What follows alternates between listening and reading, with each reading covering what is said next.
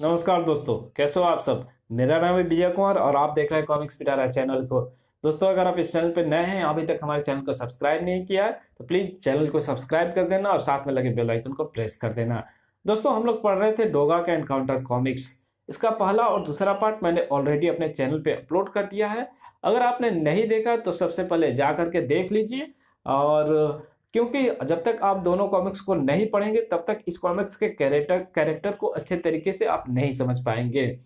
तो पहले और दूसरे पार्ट में मैंने इस कॉमिक्स को 45 पेज तक कवर कर दिया था।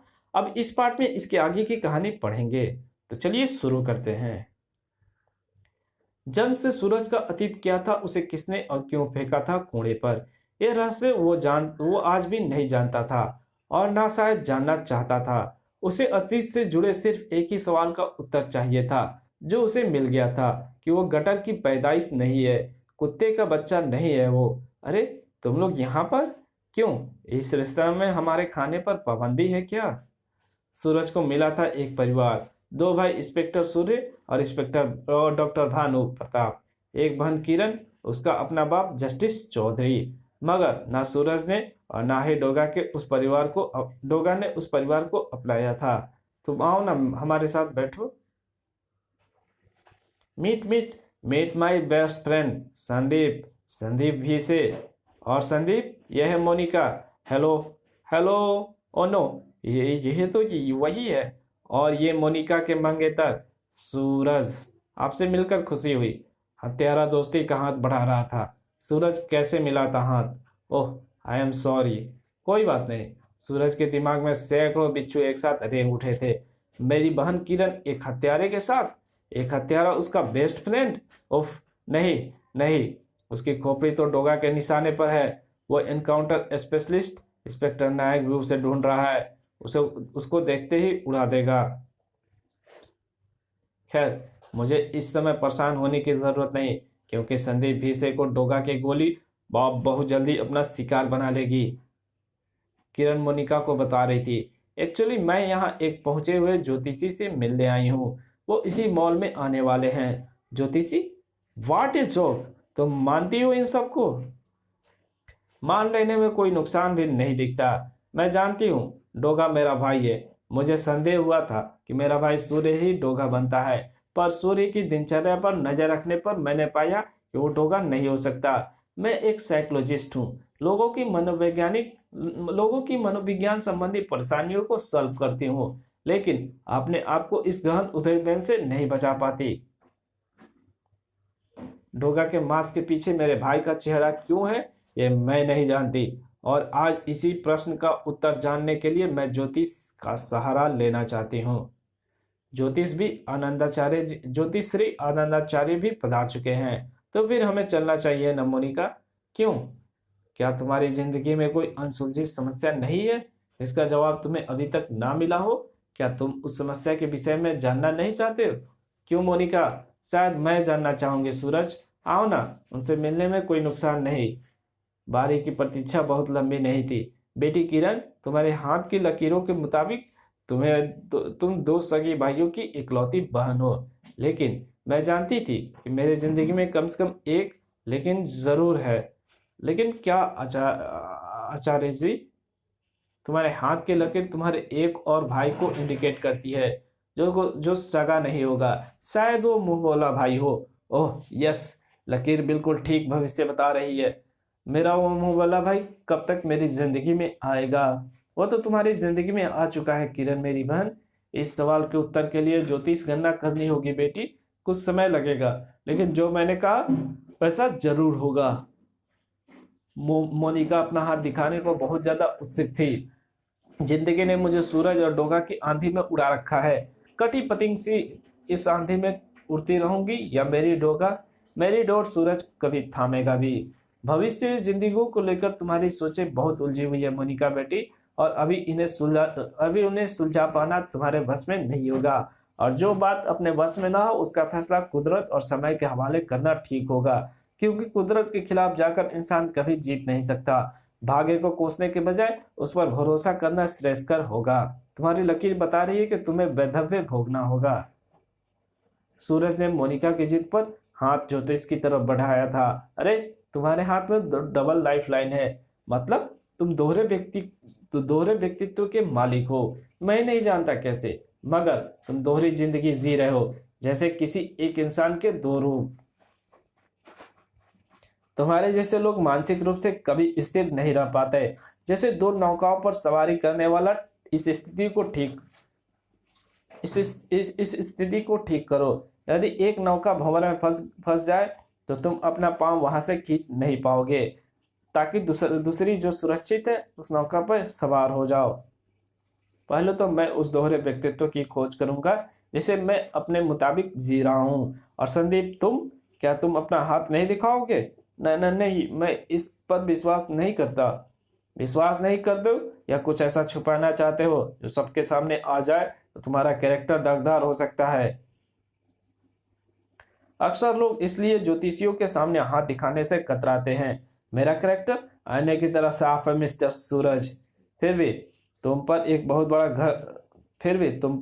बड़ा संकट मंडरा रहा है। यह संकट तुम्हारे लिए जानलेवा भी हो सकता है। तुम्हें महामृत्युंजय का जाप करना चाहिए। ओह, मेरा फोन सुनने के बाद मुझे जाना होगा किरण। संदीप, तुम अपना ध्यान रखना। तुम उस पागल ज्योतिषी की बातों में मत आओ। मुझे भला क्या होगा? संकट वाली बात पागलपन है, ज्योतिषी सचमुच पहुंचा हुआ है। संदीप, अच्छा मोनिका, तुम किरण के साथ लौट जाना। मुझे एक काम याद आ गया, मुझे फौरन जाना होगा। अरे पर सुनो तो सूरज। संदीप भेसे भी सुन रहा था। ओके मर्दान साहब, मिस्टर कैप से हथियार लेकर अभी पहुंचता हूँ। संध्या घर आकर अंधेरे का साम्राज्य बढ़ाने लगी। जुल्म का फन कुचलने के लिए वफादारी सशस्त्र अलर्ट नजर आने लगी थी। इंसानियत के प्रति वफादारी निभाने के लिए तो उसने कुत्ते सी सूरत धारण की थी, क्योंकि कुत्ता वफादारी में अव्वल होता है। रुक, डोगा की सूरत देखते ही मौत नजर आ गई तुझे संदीप भी से? पिछली बार बोले गए तेरे झूठ ने तुझे कुछ सांसें दे दी थी, मगर अब झूठ सच की कोई गुंजाइश मेरी गोली और तेरे जिस्म के बीच नहीं है। संदीप भी से उस कार से टकराते टकराते बचा। उफ, अरे कोई पागल है क्या? संदीप, तू? किरण, वो डोगा, वो मुझे गोली मारना चाहता है। इंसानियत के प्रति वफादारी निभाने के लिए उसने कुत्ते से सूरत धारण की थी।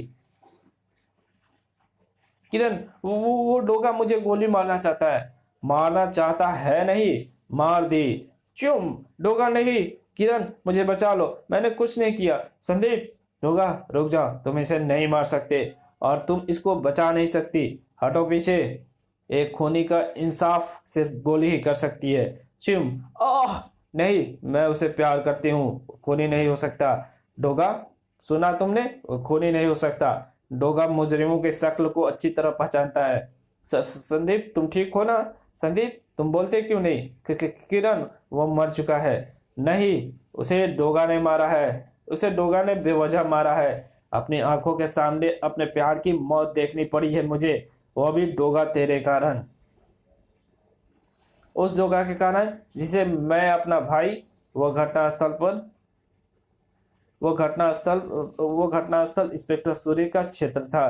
किरण, तुम यहाँ पर क्या कर रही हो? और उस संदीप के लिए तुम इतना इमोशनल क्यों हो रही हो? वो किरण का दोस्त था।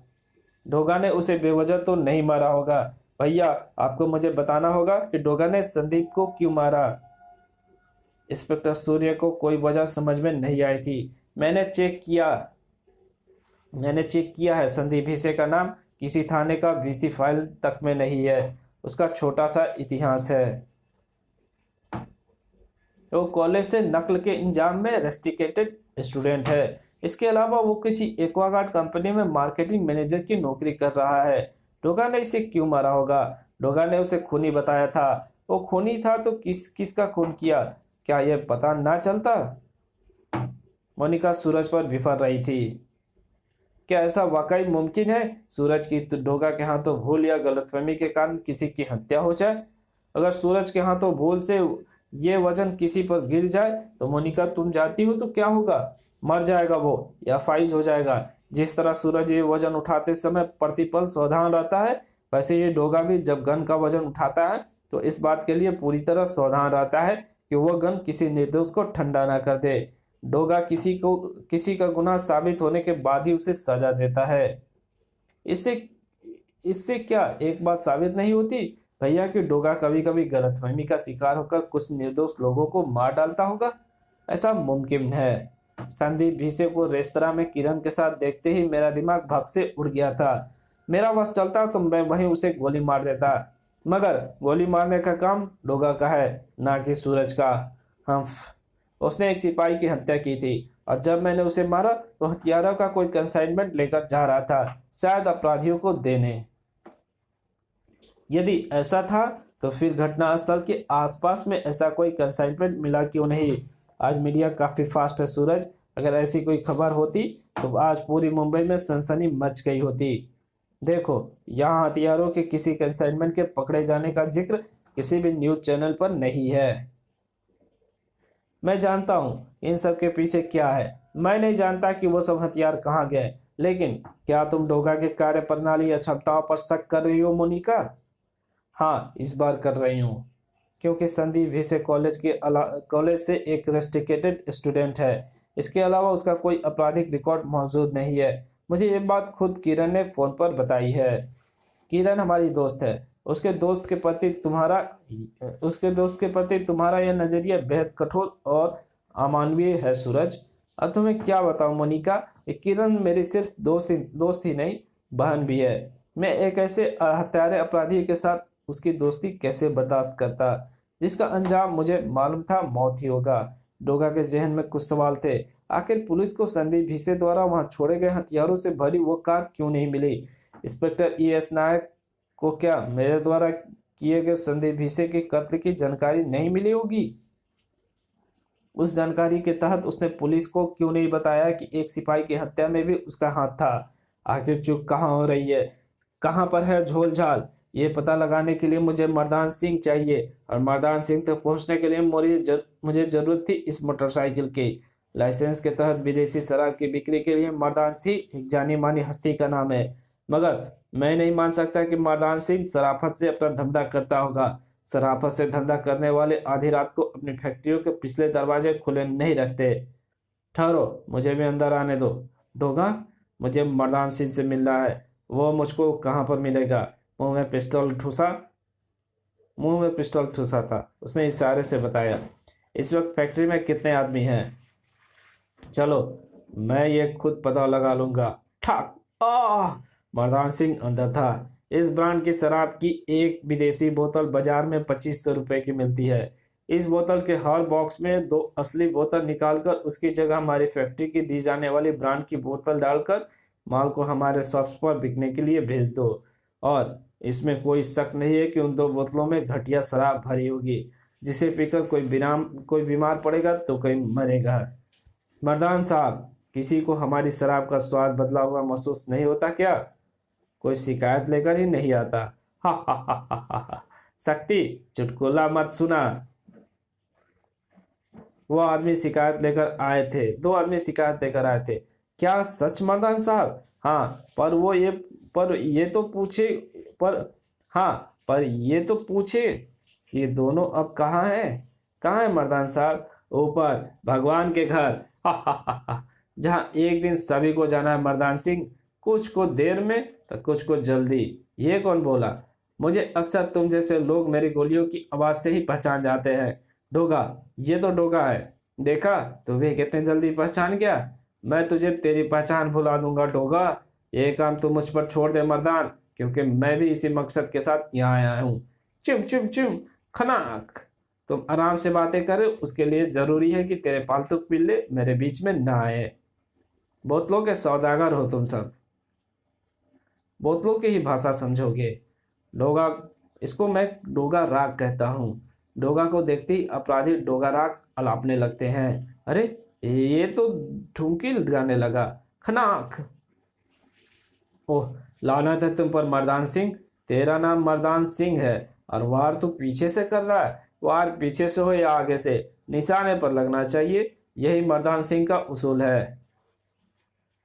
बेईमानों, सातिरों और हरामखोर लोगों को उसूल नहीं होते हैं मर्दान सिंह।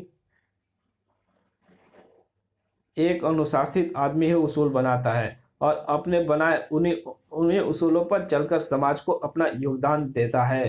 काली अपराध की दुनिया का एक डॉन भला क्या योगदान देगा? वो तो डोगा के हाथों अपनी जान देगा। इस कॉमिक्स को यहीं पे खत्म करते हैं। अब इसके आगे की कहानी पढ़ेंगे पार्ट 4 में, जो कि इसका सबसे लास्ट पार्ट होगा। तो चलिए मिलते हैं पार्ट 4 में, तब तक के लिए बाय।